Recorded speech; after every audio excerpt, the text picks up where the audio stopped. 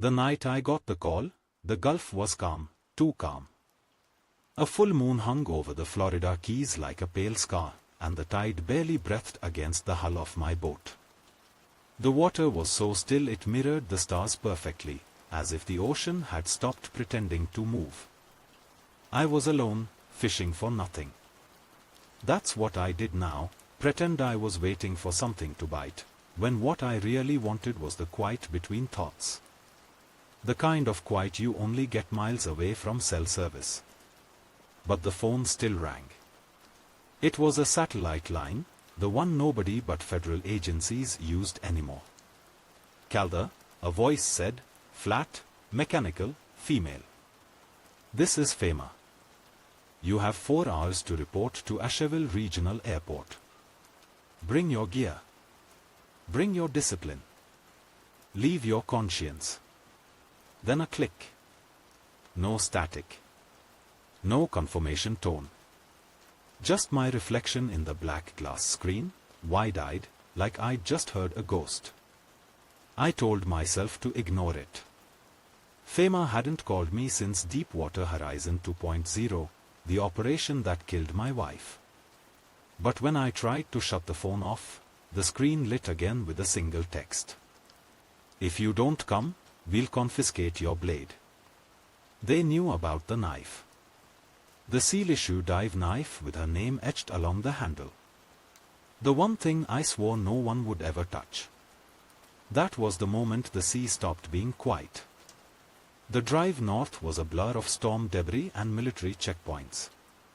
Hurricane Zeta 2 had clawed half the eastern seaboard raw. Trees down, power grids dead, gas lines choking on salt water. Asheville was supposed to be above it all. Mountain air. Autumn leaves. But by the time I crossed into North Carolina, the sky looked bruised purple, and the air smelled like burnt wires. They met me at the airport with a black Suburban. The driver never spoke. The woman in the back did. Agent Sloan. Black suit. Bone conduction headset curled behind one ear. She looked like someone who could read your pulse from your pupils. Thank you for coming, Mr. Calder, she said, voice filtered through some digital reverb that made it sound both near and far. You are not here as a diver. You are here as a witness who will forget. What's the job? I asked. She handed me a folder marked Project Abyss Class Red. Inside were 3 photos. A sinkhole the size of a football field glowing faintly green at its core. A thermal radar image showing a void stretching half a mile down. A blurred frame from an ROV feed, something white and massive moving across the lens. Black lung mine, Sloan said. Aether Core owns the land. Their geothermal drill hit something it shouldn't have. We need samples, imagery, and silence. You'll have to teammates. She tapped her headset once. Dr. Mara Voss and Brick Delgado. Both already on site. My stomach knotted. I knew Delgado from offshore contracts. He drank more than he breathed, but underwater he was a machine. And Mara Voss, that name had been in the news for months. The whistleblower scientist who said Aether Core was playing God with the Earth's crust. I looked back at Sloan. Why me? Because you still owe the ocean a debt, she said. Then she smiled, cold, rehearsed. And because you are still stupid enough to pay it. They drove us through the mountains under blackout convoy. The closer we got to the old mining valley, the thicker the fog became. The GPS said 2:47 a.m. when the headlights caught the sign. Black Lung Mine, EST 1897 closed 1983. Everything beyond it was fenced off with military netting. Floodlights carved the mist into ribbons. Drones buzzed overhead like mechanical hornets. The air was heavy with diesel and ozone.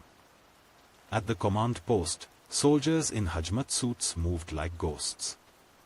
They sprayed our gear with something that hissed against the metal. Behind them, a tent city sprawled across the mud, FEMA, CDC, DOE logos glowing under the light rain. And in the center of it all, the hole. It wasn't just a hole. It was an absence of light. 80 feet across, 6 feet wide at the rim, then vanishing into black that swallowed the searchlight's hole. The edges shimmered with faint luminescence, like the inside of a living thing. A low hum came from somewhere deep below. Not machinery. Not wind. More like the slow exhale of the earth itself. "You are late," a voice growled. Brick Delgado was standing by a crate of dive tanks, rain dripping off his shaved head. His left boot was taped with duct tape, and he smelled faintly of whiskey. "Still alive, Brick?" I said. He grinned, teeth yellow against the floodlights. "Barely. They said they'd cancel my debts if I make it out. Guess that means I can't die yet." From behind the equipment truck, a woman stepped forward, tightening the straps of a pressure suit. Silver hair pulled back, AR visor flickering with live data feeds. Dr. Mara was. She gave me a brief nod. "Calder, I've read your file. I'm assuming you don't believe in coincidences." "Not since 2010, I said." "Good. Then you'll know this isn't one. That crack down there isn't natural. Ether core drilled into a vent line, something Precambrian, maybe older. The pressure change collapsed the mine tunnels and opened that thing." She gestured toward the pit. "And now they want to cover it up before the press satellite passes overhead." Sloan appeared again, holding a tablet. "Which is in 7 hours. You go down at dawn. You are sending us in daylight?" Brick laughed. "Sweetheart, that sun won't reach 100 feet. Sloane's eyes flicked toward him without warmth. "Then you'd better take good lights." We spent the remaining hours prepping gear. Nitrox tanks calibrated. Tether lines reinforced with carbon braid. Every screw checked twice. Mara moved with surgical precision, recording each step through her visor. Her hands shook slightly, not fear, more like contained rage. I caught fragments of her whispering into the mic, frequency spikes, not seismic, more like vocal. Brick muttered prayers under his breath. The kind ex-divers mumble before a dive that feels like a confession. Me? I cleaned my knife. At 5:16 a.m., the first pale light broke over the Appalachians. The fog in the valley turned gold for half a heartbeat before the generators drowned it again. The command platform extended over the rim, steel groaning like something alive. Sloan handed me a comm bead. "Once you are under, we'll lose GPS at 300 feet. Past that, you are on radio relay. Don't stay longer than 90 minutes. I slipped the bead into my ear. "And if we find something?" Her smile didn't reach her eyes. "Then you didn't." As we suited up, the hum beneath us deepened, sub-bass vibrations that rattled the bolts under our boots. The floodlights flickered. For a second I thought I saw movement inside the pit, a ripple in the dark like something vast shifting below the surface. Mara froze. "Did you feel that?" Brick spat into the mud. "Ground settling. Happens in old mines. But it didn't feel like ground. It felt like breath." The crane arm lowered the dive cage over the rim. Steam rose from below, smelling of sulfur and iron. "ROV ready," the tech called. A small drone descended first, its camera light cutting a narrow tunnel into the black. On the monitor, the walls looked wet, slick with mineral sheen. Then something flickered across the feed. A blur. A flash of white. "What was that?" Mara snapped. The operator rewound the frame, zoomed in. The pixels distorted, but for half a second we saw it clearly. A translucent limb brushing the lens, jointed wrong, ending in a fan of razor-thin spines. Then the feed went dead. Static. The hum below rose an octave. The floodlights surged and burst one by one, plunging the entire valley into a heartbeat of darkness. When the backup lights kicked in, the hole was still glowing faintly green, brighter now, pulsing in rhythm with the sound. I looked at Sloane. For the first time, her expression cracked. "Get ready," she said. "You are going down next." Dawn never reached the pit. The sun bled through the mountain fog like a dying bulb, but down here, light didn't behave right. It bent, swallowed, folded into itself. The glow from below wasn't reflection, it was heartbeat. We suited up in silence. Brick checked my regulator twice, eyes unfocused, muttering, no leaks, like a prayer. Mara's visor streamed telemetry to the command post, temperature 118 degrees Fahrenheit, dissolved sulfur 9 ppm, pressure reading climbing faster than predicted. Sloane stood behind the monitors, arms folded, a silhouette made of rules. "Depth limit 600 feet, she said. "You'll descend in intervals of 50.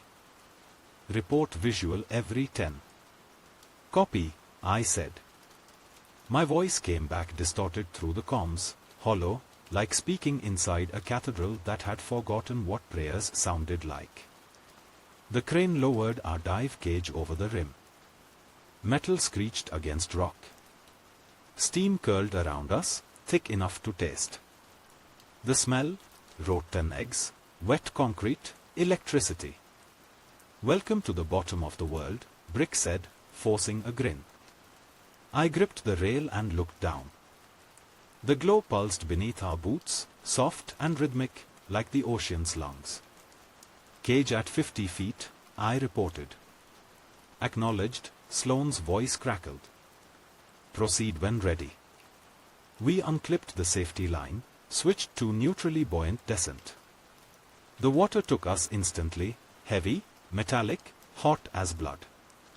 My first breath through the regulator burned the throat before cooling. The surface vanished in seconds. The deeper we went, the more the world collapsed into sound.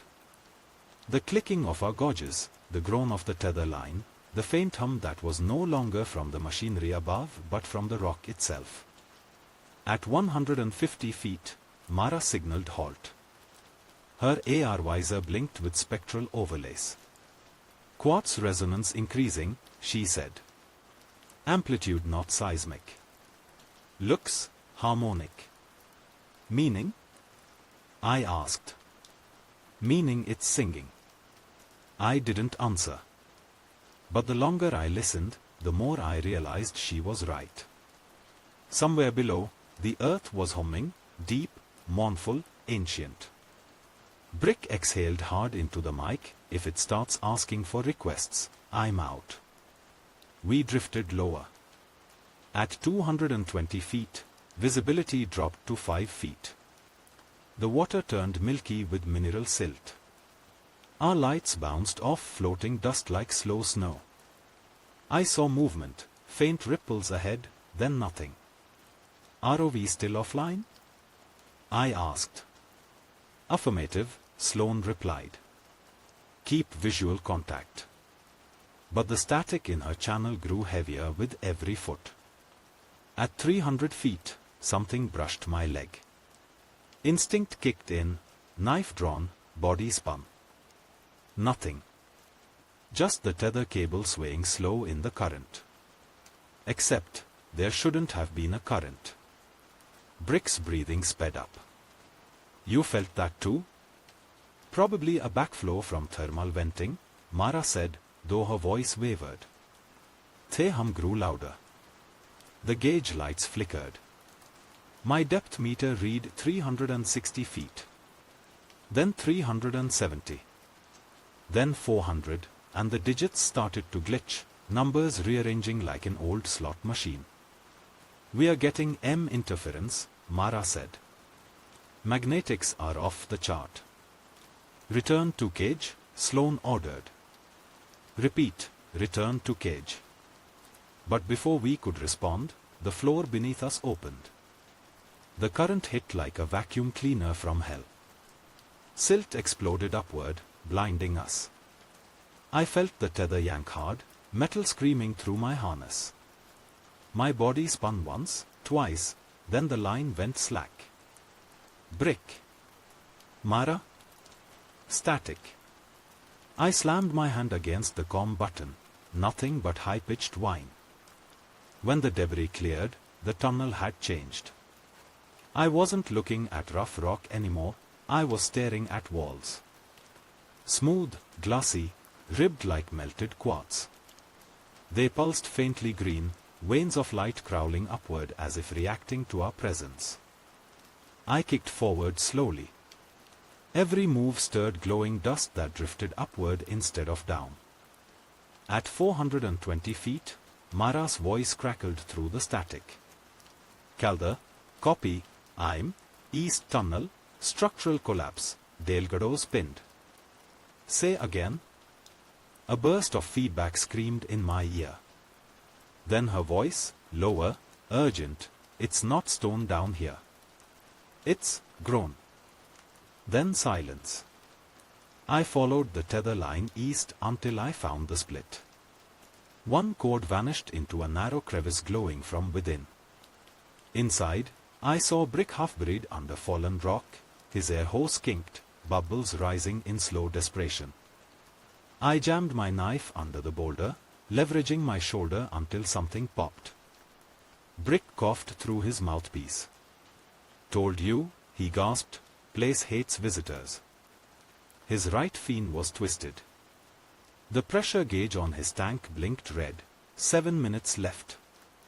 "Surface, we need extraction," I said into the comm. 2 divers compromised. Only static replied. Theham shifted pitch, no longer background, now a pattern. 3 pulses, pause, 2 pulses. Almost like Morse, but deeper, biological. "Mara?" I whispered. Here, her voice came from above. She was gripping the tunnel wall, visor flashing red. "These aren't mineral veins. They're conduits." "For what?" She looked at me, eyes wide behind the visor. "Circulation." The walls throbbed. A low rumble rolled through the cavern. The temperature spiked 5 degrees. The water shimmered, pressure wave inbound. Something moved beyond the glow. At first, I thought it was sediment. Then it coalesced into shape, long, white, boneless. It slid along the ceiling with deliberate grace, limbs unfolding like origami. 12 feet, maybe more. Skin translucent as jellyfish flesh, bones faintly visible beneath. 6 limbs, each joint tapering to a spined hook. Leviathan. It didn't swim.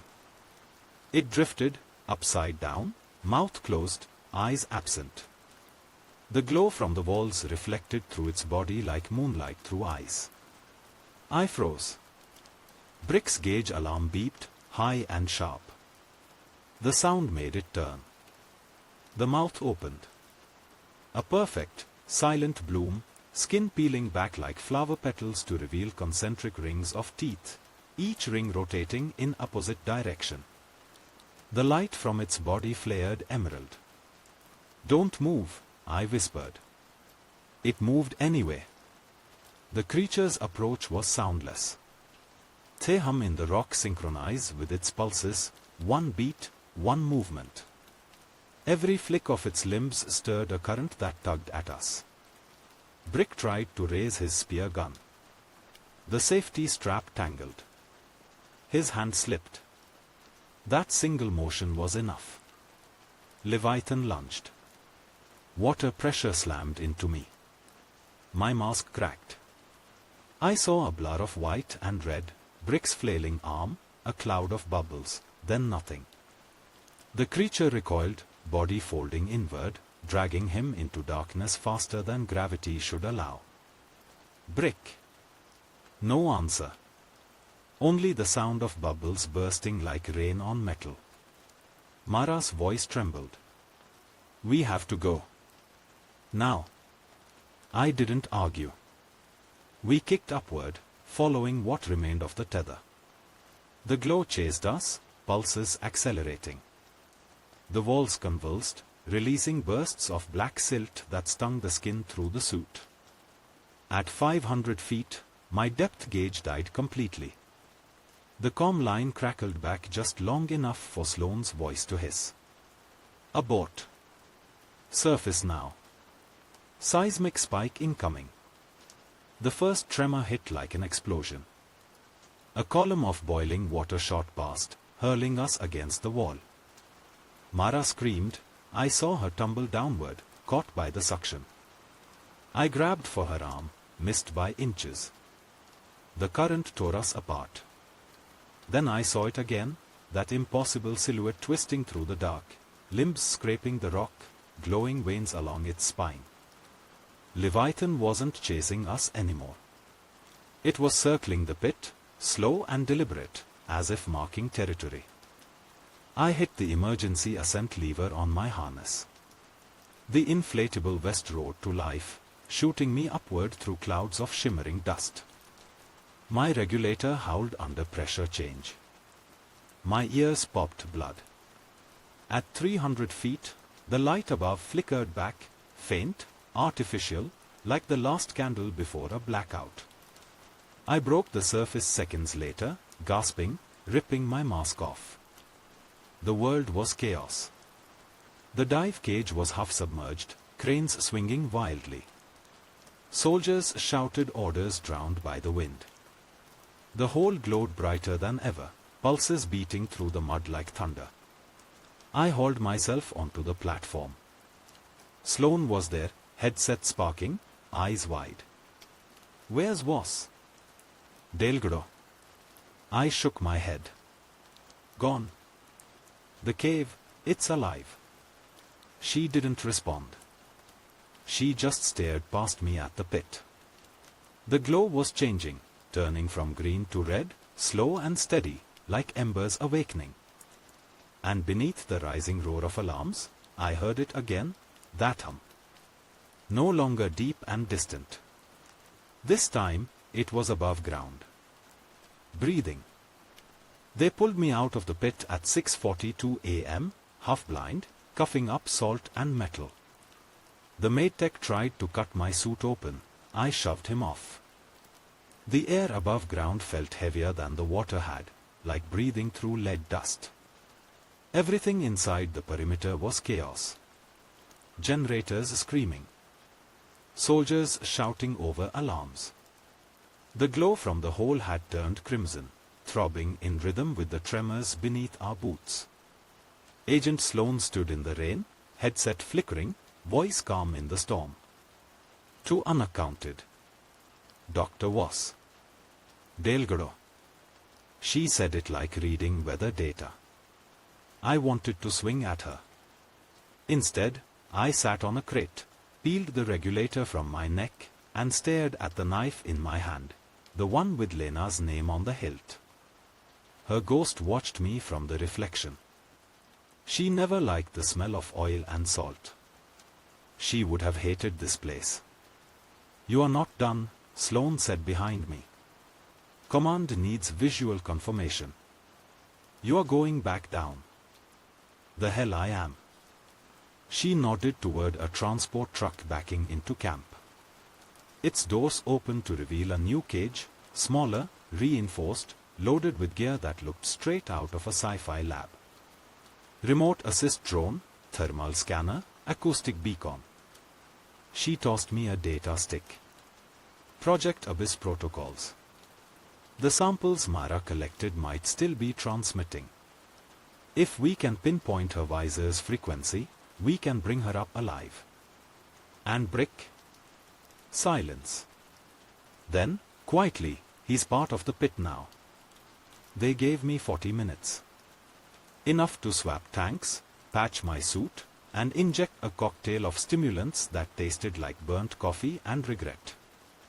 As I checked the rebreather, I heard they hum again, softer this time, threaded through the wind. It wasn't the pit. It was the equipment, vibrating in sync. Mara once said harmonic geology could mimic consciousness. I wondered if that hum was the mountain thinking about us, deciding whether to let us stay. I clipped the knife to my thigh, whispered her name, and stepped back into the cage. Descent clearance? Green, Sloane replied. Godspeed, Calder. She didn't believe in God. None of us did anymore.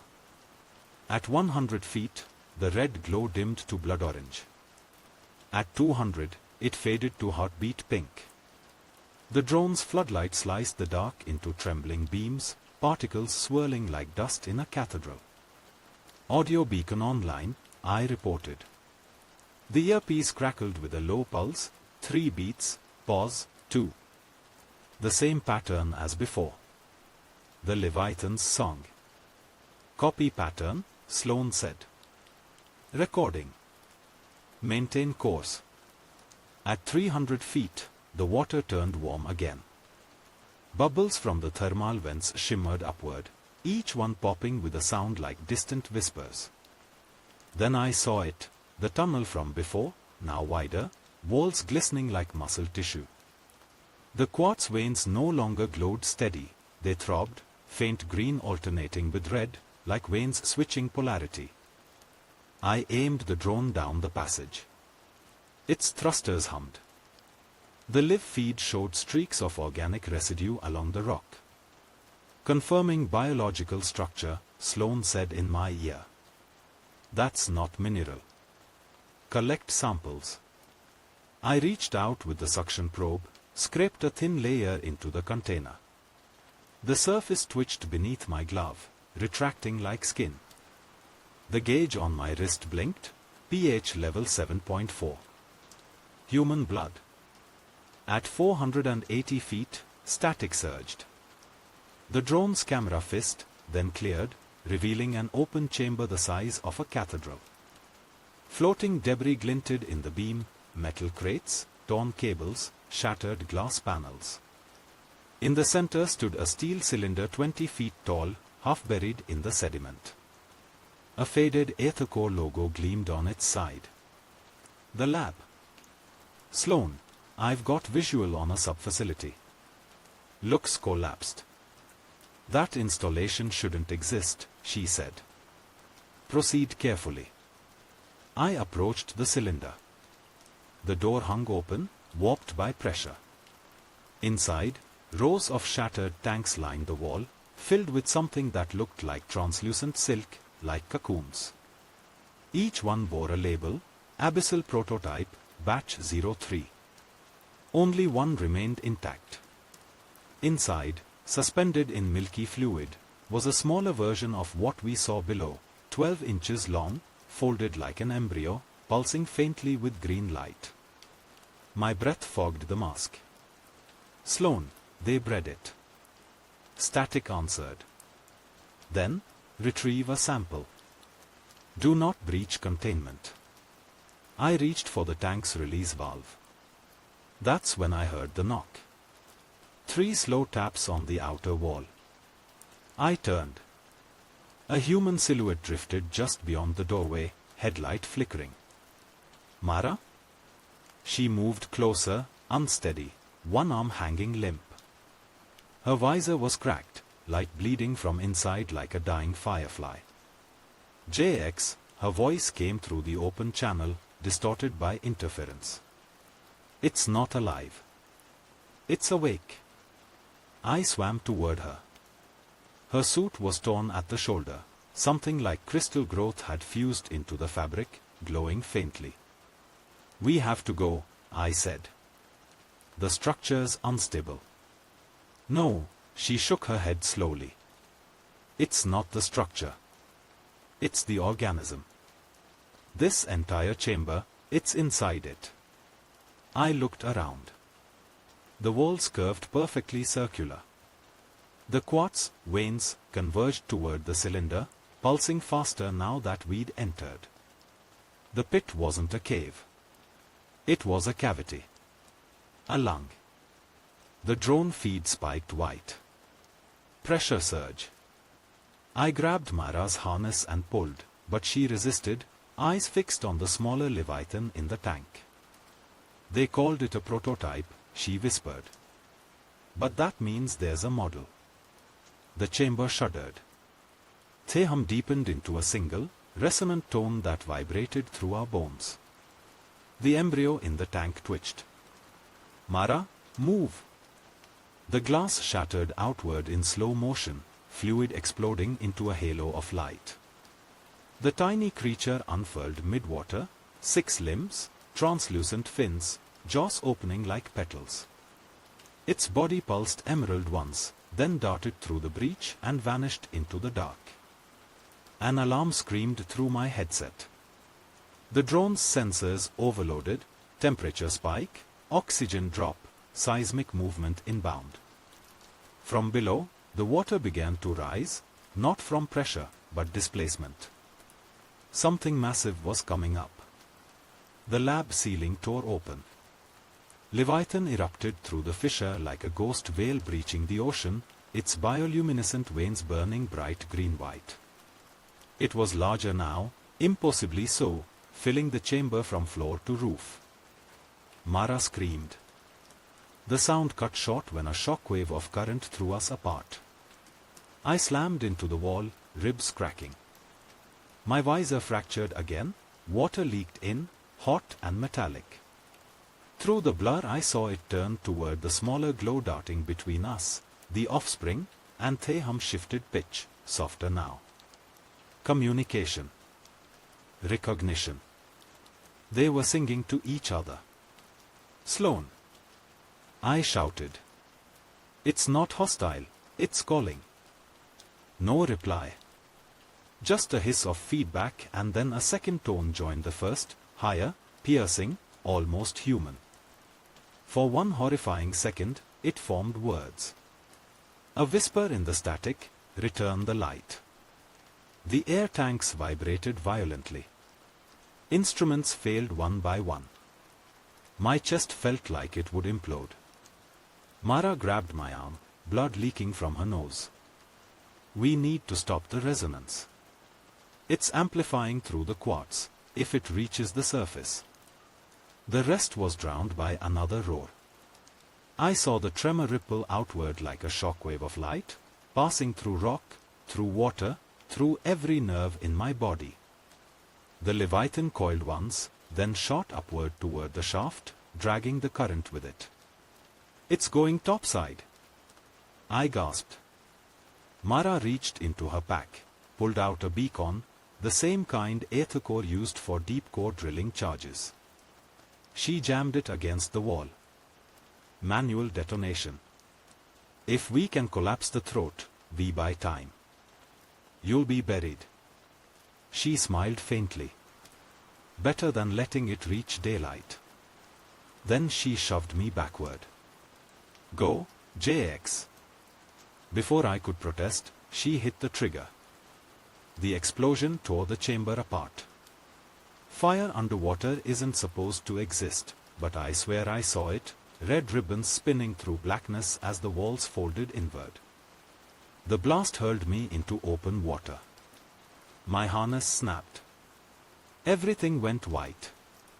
When the light faded, I was rising, uncontrolled, unconscious, alive. At 150 feet, my comms reconnected. Sloane's voice, distant, panicked, surface breach detected. Calder, respond. I coughed water into the mic, she's gone. The creature's heading up. You need to evacuate. A shockwave cut me off. The surface above exploded in crimson light. The last thing I saw before blacking out was the mountain itself, breathing out. When I came to, the world had no color. Just grey ash and a ringing so deep it felt like it came from inside my bones. I was lying halfway down the slope outside the containment zone, half buried in mud. The rain had stopped, but steam still rose off the ground in slow white ghosts. My suit's HUD was dead, the visor cracked into a spiderweb of frozen condensation. For a moment, I thought I'd gone deaf. Then the sound came back, a deep, rhythmic thud far below, like a giant heart beating under the mountain. I turned toward the pit. It wasn't a pit anymore. It was a crater. The Black Lung Valley had collapsed in on itself, swallowing the command post, the tents, the crane, everything. The hole stretched for nearly half a mile, glowing faint red beneath a hedge of sulfur smoke. Floodlights dangled by their cords, swinging in the heat. And in the center, something moved. A shadow, massive and slow, sliding beneath the molten water that had pooled in the crater floor. Each movement sent ripples of light crawling up the walls. Leviathan had survived. My radio hissed alive with broken syllables. "LDR, this is Delta Base 1, identify." I pressed the transmit key. "Calder. Diver unit. Alive." Static, then a new voice. "Calm. Authority dripping through distortion. Copy, Calder. Remain where you are. Quarantine perimeter in effect. Reinforcements inbound." I laughed, hoarse. "You'll need more than reinforcements."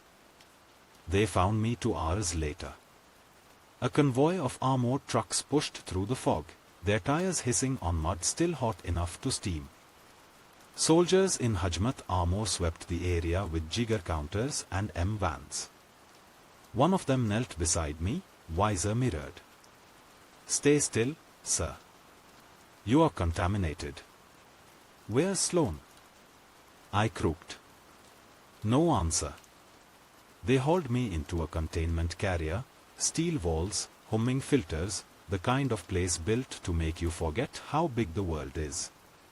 Inside, a doctor in full respirator scrubbed at the acid burns on my arms. He didn't ask questions.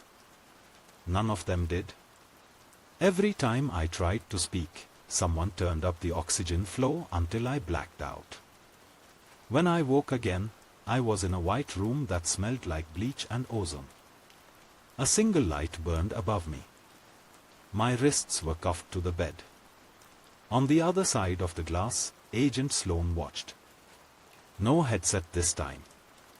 Just a plain black suit and eyes that looked like they hadn't blinked in hours. She pressed a button.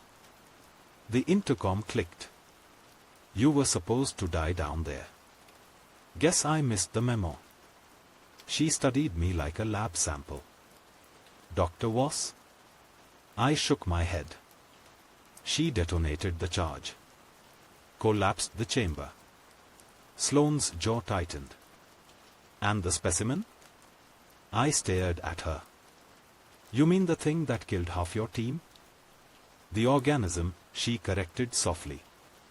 "We detected a biosignal 4 minutes after detonation. It surfaced." The lights flickered. A distant rumble vibrated the walls. "What biosignal?" I asked. She tapped the glass once. The display behind her switched on, a live thermal feed of the crater. The water still glowed red. But now, at the center, a new shape pulsed. Round. Symmetrical. Like an eye opening. "We think it's nesting," Sloan said. "They released me just before dusk, under guard. Said I was civilian contractor, observation status. Which meant expendable. The air outside smelled like burnt metal and rain. Every surface still trembled faintly, like the mountain hadn't finished breathing. I walked toward the ridge overlooking the crater. Soldiers were installing seismic pylons, setting up spotlights. Someone shouted about containment domes. It was all theater. The thing down there wasn't something you could contain. I saw the glow shift again, deep green ripples beneath the crimson surface. That's when I noticed the sound. Not the hum I'd heard before, something new. Higher. Sharper. Like a chorus of glass bottles resonating in the wind. Do you hear that? I asked the nearest soldier. He frowned. Hear what, sir? I realized then it wasn't in the air. It was in my head. Later, they took me to the temporary command trailer. Sloane sat at the central console, fingers drumming against the tabletop. The screens around her showed readings, temperature, tremor spikes, magnetic fields, but every few seconds the data flickered, replaced by strings of code that didn't belong. It's transmitting, she said. Not random noise. Structured packets. You mean it's trying to talk? She didn't answer. The sound in my skull grew louder, matching the pulse on the monitors. Sloane, you need to evacuate this valley, I said. That's not communication. It's a lure. We can't leave, she snapped. Aether Core's board is en route. They want proof of viability. I laughed, bitter. Viability? You've got a prehistoric god under your feet, and you're worried about quarterly earnings? Her eyes flashed. We built this world on extraction, Calder. What's one more vein? Then the power cut out. The lights died. Theham returned, not through the ground this time, but through every metal surface in the trailer. The floor vibrated. The screens turned black except for one symbol pulsing in the center, the Aether Core logo, re-rendered in emerald green. Below it, text appeared. 3 words. Return the light. Sloane stepped back. What did you do? That's not me, I said. The ground bucked. Outside, someone screamed. The sirens began again, short, clipped bursts followed by an inhuman wail that no siren could make. We stumbled out into the open air. The crater was boiling. The red glow had turned to gold, then white, then a spectrum that hurt to look at. The soldiers closest to the rim dropped their weapons, clutching their helmets. And from the center, a column of light shot skyward, straight into the clouds. Rain turned to steam midair. The mountain groaned. I don't remember running, but I must have. 1 second I was beside the trailer, the next I was tumbling down the ridge, mud tearing at my gloves. The light swallowed everything behind me. When I looked back, there was no crater anymore, just a whirlpool of molten stone, spiraling downward into itself. Then silence. Not peace. The kind of silence that means the world is holding its breath. I lay there, listening to my pulse, until I realized Theham was gone. And that's when the first drop of rain hit the back of my hand, warm, thick, faintly glowing. Blood-red. By nightfall, FEMA had sealed off the valley. Official report, landslide collapse due to residual seismic activity. No mention of Leviathan. No mention of Aether Core. They shipped survivors to separate facilities. Quarantine, they said. Observation. But I saw the trucks leaving at midnight, steel containers with the Aether Core insignia, escorted by unmarked vehicles. Headed east. Toward the coast. Sloane disappeared. So did the data. Only one thing remained, a single vial on my bunk when I woke the next morning. Inside, a fragment of glowing quartz, pulsing faintly green, wrapped in a label handwritten in Mara's cramped scrawl. For the surface. I don't know how she could have survived the blast. Maybe she didn't. Maybe the mountain kept a part of her. Theham hasn't stopped since. Some nights it's faint, buried under the waves outside my dock. Other nights it's right behind my eyes, whispering the same phrase again and again. Return the light. I think I finally understand what it means. The Leviathan didn't come from below. It came from inside the earth, the part we keep drilling into, thinking it's dead. And maybe, just maybe, it wants its heart back. They said the quarantine would last 14 days. It lasted 3. On the 4th morning, I woke to silence, no guards, no hum of generators, no voices behind the observation glass. The door to my containment unit hung open, lock twisted clean off. Someone had cut the power. I stepped into the corridor. Emergency lights strobed red through the fog of disinfectant gas. Every few seconds, an intercom repeated the same automated phrase. Evacuate to coastal sector. Containment breach in progress. But it wasn't panic. It was organized. The soldiers were gone, not dead, relocated. The lab had been cleared like a shed before a hurricane. I found a duffel of my old dive gear in the locker room, cleaned and packed. On top sat a tablet, still glowing despite the outage. A single file waited on the screen, Project Abyss, Phase 2 Relocation Log. Destination, Atlantic Drilling Platform, Helios 9, off Charleston, SC. Time stamp, 2:17 a.m. today. They'd moved it. I stole a truck and drove east until the road ran out. By dawn I reached Folly Beach, evacuated, checkpoints abandoned, seagulls picking at empty gas cans. Far out on the horizon, a shape gleamed, a rig, black against the rising sun.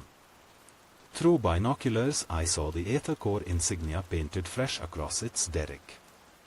Helicopters circled overhead. The ocean beneath it shimmered with faint green veins that pulsed outward like underwater lightning. The Leviathan's signal had found a new home. I bribed a charter captain who hadn't heard the news. Told him I was maintenance crew. We set off in a battered trawler called June's Mercy. Halfway there, the compass spun uselessly. Radios hissed white noise. Even the gulls turned back. At 5 miles out, the sea changed color, from slate blue to oily black, the surface trembling as if the water itself wanted to breathe. You feel that? The captain muttered. The deck vibrated under our boots. Every metallic object, hooks, bolts, knives, began to hum in unison. Turn back, I said. He didn't get the chance. A surge of water hit the hull like a freight train, flipping the boat sideways. I grabbed the railing as the captain vanished overboard, his scream cut short by boiling foam. Then came the light. Green, rising from the deep, spiraling upward like a tornado made of fireflies. For a heartbeat it illuminated the whole ocean. And at its core I saw movement, a silhouette vast enough to eclipse the seafloor sensors on any satellite. Leviathan wasn't coming. It was already here.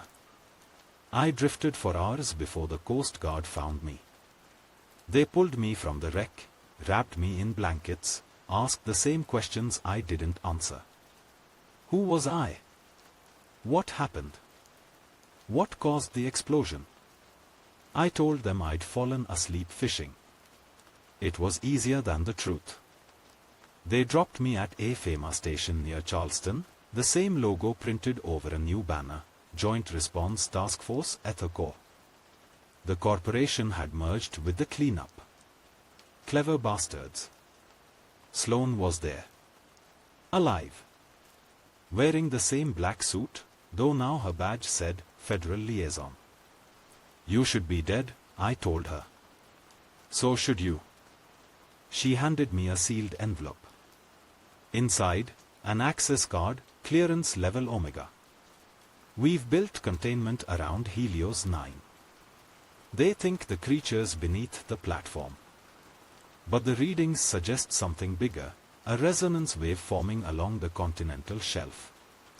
Meaning? She looked out toward the water. Meaning it's calling others. They flew us out that night, Sloan, me, and a skeleton crew of technicians. Helios 9 loomed in the fog like a floating city, floodlights burning white through the mist. Cargo cranes dangled over the deck, dripping seawater even though the air was dry. The ocean below glowed faintly, a vast heartbeat spreading in concentric circles. We landed beside a hangar door marked Abyss Research Division. Inside, the same smell hit me: ozone, rust, and blood. Rows of tanks filled the hangar, each one containing fragments of Leviathan's tissue suspended in nutrient gel. Tiny filaments writhed inside the fluid, reacting to our footsteps. "You harvested it," I said. Sloan nodded. "It regrew from the fragment Mara collected. We didn't think it could survive without the main organism. But it multiplied." I stared at her. "You turned it into a battery." "Into energy," she corrected. "Unlimited geothermal output. We can power the eastern grid for centuries." "At what cost?" She hesitated. "That's what you are here to find out." At 2350 hours, we descended to the sublevel, observation chamber 4. The pressure door hissed open to reveal a viewing window facing the abyss. Beyond the glass, pure black water, pierced by a faint green glow below. Theham returned, stronger than ever. It vibrated in the ribs, in the teeth. Amplitude increasing, a tech muttered. Signal matching the one from Black Lung. "That's impossible," Sloan said. That sight collapsed. I stepped closer to the glass. The glow expanded, resolving into thousands of smaller lights, tiny forms, swimming in patterns too deliberate to be random. "Larvae. You didn't just move the organism," I whispered. "You moved its nest." The speakers erupted with static. Through it, a voice, not human, filtered in, low and layered. "Return the light." The water beyond the glass shifted. Something vast brushed against the viewport, scraping steel. The hull groaned like a dying whale. Sloan shouted orders: "Seal the level." "Floodgates, now." Too late. The glass spiderwebbed. A single hairline crack bled phosphorescent fluid. I grabbed her wrist. "We have to go. We can't lose containment." The crack exploded outward. The sea poured in like liquid fire. Pressure alarms howled. Lights shorted. We ran through corridors filling faster than gravity should allow. Water glowed beneath our feet, chasing us like a living thing. We reached the main elevator shaft. Half the crew was gone, either crushed or taken. Theham was deafening now, resonating through the entire rig. "Surface control, this is Helios 9, Mayday." Sloan screamed into her comm.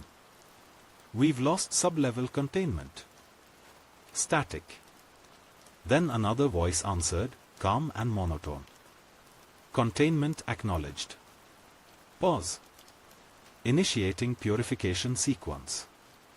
The floor trembled. From somewhere above, turbines roared to life.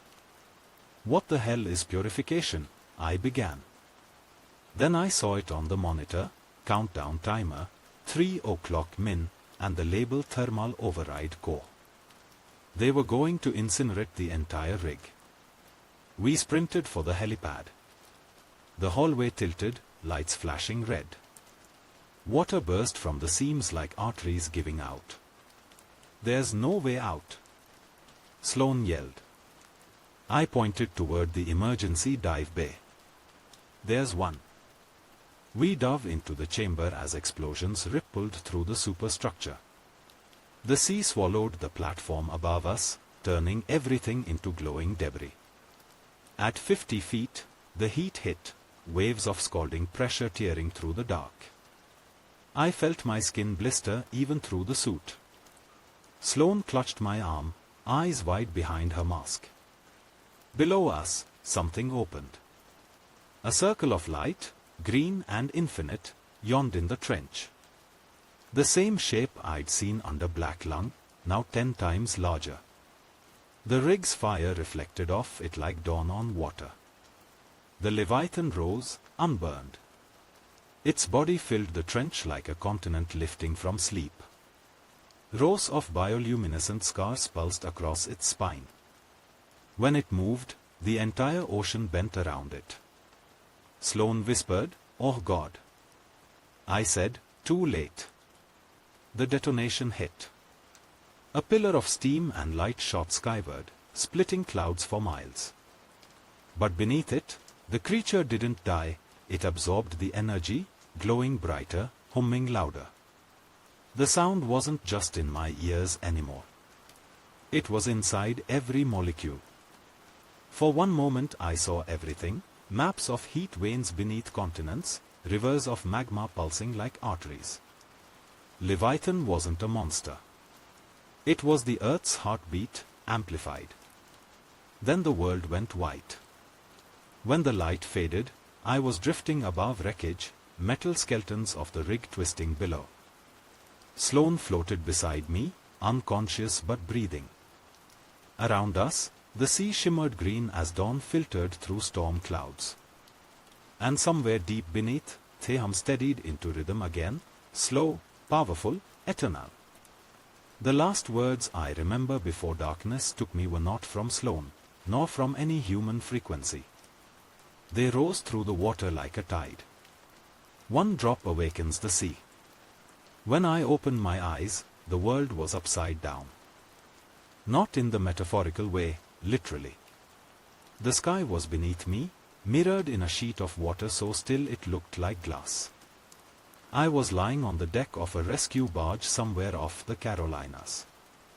The air smelled of ozone and ash. The horizon burned faint green, like dawn trapped behind tinted glass. The medic hovering above me said my name 3 times before it made sense. J.X. Calder. You are safe. You were found adrift 72 miles east of Charleston. Been out for 2 weeks. Safe. I laughed until it hurt. Nothing felt safe anymore. They took me to a hospital that wasn't a hospital. Sterile corridors, no signs, windows sealed with mirrored glass. The staff wore civilian uniforms but moved like soldiers. My chart said exposure to geothermal particulate, psychological observation required. Every night I dreamt of Theham. Sometimes it was faint, a lullaby beneath my pulse. Sometimes it was loud enough to rattle the bed frame. On the 10th day, the doctor handed me a tablet. There's something you should see. News footage. Satellite images. From orbit, the Atlantic glowed. Thin emerald lines traced the mid-Atlantic ridge like veins under skin. Fishermen reported singing currents.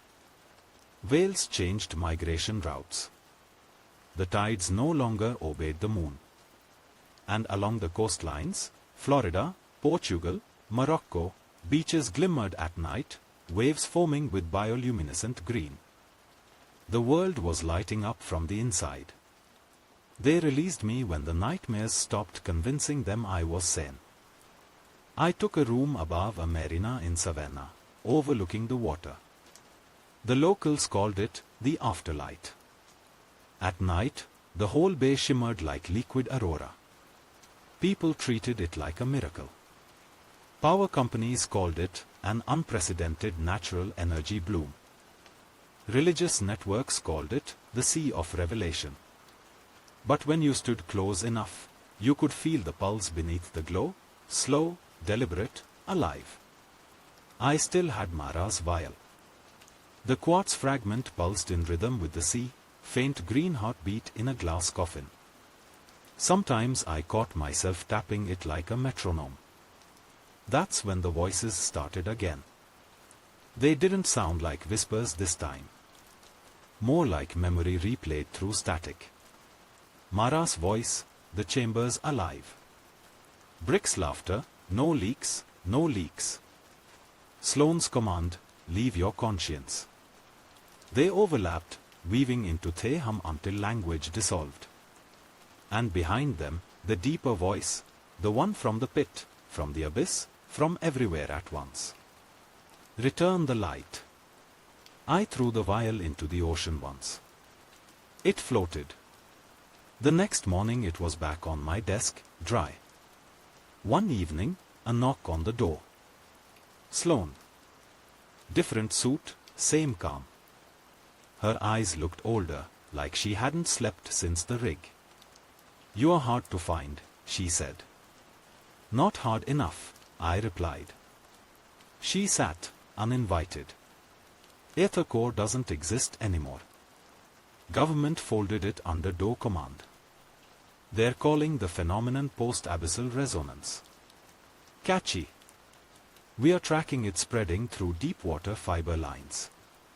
It's using the global network as a nervous system. You're saying it's online. I'm saying it's learning. She slid a drive across the table. You need to hear this. I plugged it into my laptop.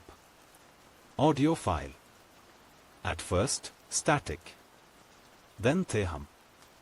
Then, voices, layered in dozens of languages, all repeating the same cadence, 3 pulses, pause, 2. Heartbeat code. That's coming from every ocean sensor on Earth, she said. Whatever it is, it's syncing us. The lights flickered. The glass on the window vibrated. My quartz vial flared bright green. Outside, the bay started to move. The water rose without wind. Not waves, pillars. Columns of light pushing upward from the surface, thousands of them, like the ocean was exhaling stars.